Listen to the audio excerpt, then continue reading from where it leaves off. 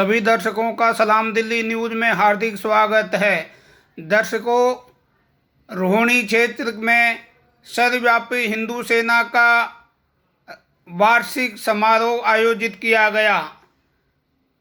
सर्वव्यापी हिंदू सेना के राष्ट्रीय अध्यक्ष आदित्य पशुपति जी महाराज इस प्रोग्राम में प्रमुख रूप से उपस्थित थे। कार्यक्रम का शुभारंभ एक प्रतियोगिता से किया गया, जिसमें रामायण, महाभारत, वेद, शास्त्र आदि से संबंधित प्रश्नोत्तर किए गए, जिसमें जिन लोगों ने सही जवाब दिया उनको पुरस्कार दिया गया। ये ज़रूरी है कि आज के माहौल में आधुनिकता का जो माहौल चल रहा है, उसके अंदर में इस तरह का कार्यक्रम आयोजित किया जो कि हमारे शास्त्रों और रामायण, महाभारत, गीता से संबंधित जानकारी मिलती रहे। इस अवसर पर आए हुए अनेक महानुभावों ने अपने अपने विचार व्यक्त किए। इस अवसर पर दूर दूर से काफ़ी संख्या में कार्यकर्तागण यहाँ पर पधारे हुए थे। इस अवसर पर स्वामी आदित्य पशुपति महाराज ने अपने संबोधन में कहा कि पिछले 5 साल में हमने बहुत समय देखा है, उतार चढ़ाव देखे हैं, जिसके तहत हमने ये संस्था निर्विरत रूप से अभी तक चल रही है। स्वामी आदित्य पशुपति महाराज ने कहा कि सर्वव्यापी हिंदू सेना जिनके संरक्षण में चल रही है वो है गौरीशंकर महाराज जी। गौरीशंकर महाराज ने हमें इस ओर प्रेरणा दी कि राष्ट्र और धर्म के प्रति कैसे काम किया जाए। महाराज जी, आज आपका यहाँ पे कार्यक्रम था, किस उद्देश्य को लेकर था? आज हमारे संगठन का 5वां स्थापना दिवस था और वैश्विक महामारी कोरोना के कारण बहुत ही इसे संक्षिप्त रूप में मनाया गया और काफ़ी परेशानियां रही आज के कार्यक्रम में, क्योंकि लोगों की व्यवस्थाएं थी कई सारी, इसलिए जो है थोड़ा हम अच्छा तरीके से नहीं कर पाए इसे।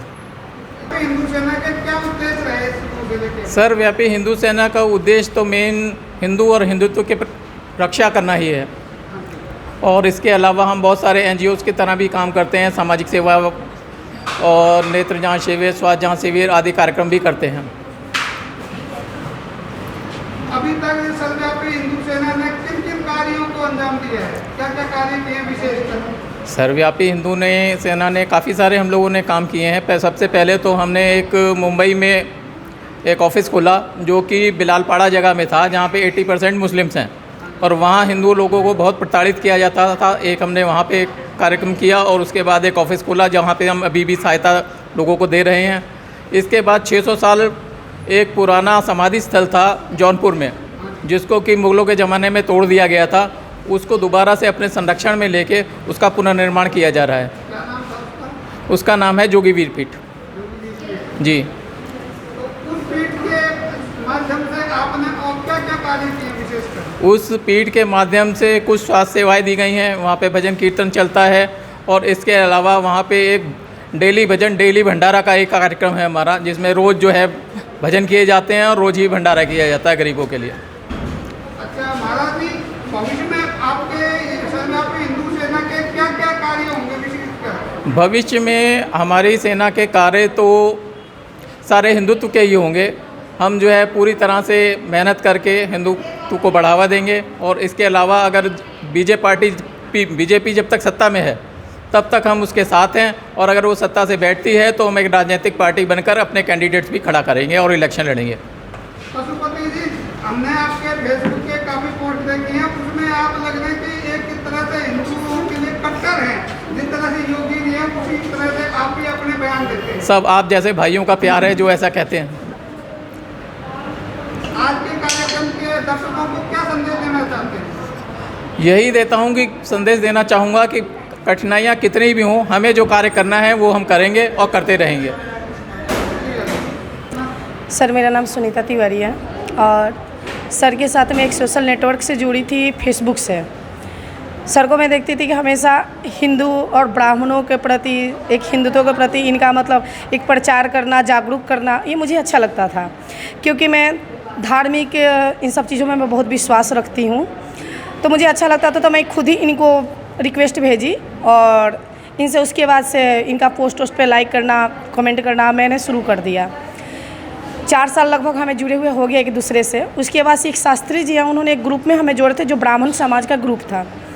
सर उसमें भी मैं ग्रुप में थी और मुझे अच्छा लगता था कि बहुत सारे हमारे धर्म जो हम जानते थे, हमारे अपने पूर्वज ने बताए थे, फिर भी हमें याद नहीं होता है। हम पढ़े भी होते हैं इतिहास को, लेकिन हमें याद नहीं होता है। और हमारे ग्रुप के द्वारा जब हम दोबारा उसको सुनते हैं ना, तो हमें अच्छा लगता है और बहुत ही अच्छा लगा और हम आगे बढ़ने लगे। और सर यहाँ से हमारे सर से शुरुआत हुई बातचीत और हमारे सर से तीसरी बार मेरी मुलाकात है। सर से मेरी मुलाकात तो नहीं हुई थी आमने सामने, बस तीसरी बार हुई। कुछ इत्तफाकन बस पहली बार मुलाकात हुई थी और दूसरी बार टाइम लेकर के मैं आई थी अपने हस्बैंड के साथ। ये मेरे हस्बैंड हैं, तो मैं इनके साथ आई थी और सर से मिली थी और मैं पूछी थी कि सर ये जो कुटुंब ऐप है जो आपने हमसे लोड करवाए थे, तो इसको हम किस तरह से बढ़ाएं और कैसे काम किया जाए, इसमें क्या क्या मतलब किया जा सकता है। सर ने बोले कि ये देखो अपने हिंदुत्व के लिए है और आप इसमें जितने हो सके फैलावा करो, जागरूक करो लोगों को, क्योंकि हमारे हिंदू में एकता नहीं है और कहीं ना कहीं हमें जागरूक करने की ज़रूरत है। तो सर मैं वही काम शुरू कर दी हूँ, सर के फॉलो कर रही हूँ। और संस्था से जुड़ के महिलाओं के लिए आप क्या विशेष काम करेंगी? सर मैं ये चाहती हूँ ना कि महिलाएं जागरूक हो, अपने घर परिवार को संभालते हुए समाज को संभालें। और सर महिला जो निकल के बाहर काम करती है वो गलत नहीं होती। मैं समाज को एक ये संदेशा ज़रूर देना चाह रही हूँ, क्योंकि समाज को मैं ये देख रही हूँ सर, मैं बाहर निकलती हूँ और मैं एक NGO भी संभालती थी नंदी फाउंडेशन के नाम से। वहाँ पे मैं कोई सैलरी नहीं लेती थी, मैं सिर्फ सोशल वर्क करती थी, सिर्फ समाज सेवा।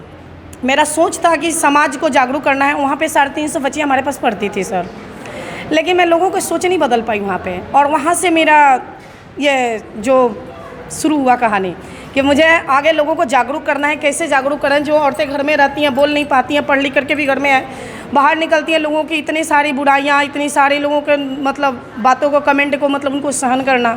तो मेरा सोच यही है कि औरतों को जागरूक करना है। औरत जागरूक हो, घर परिवार संभालते हुए समाज को संभालें, इसमें कोई बुराई नहीं है सर। Thank you sir.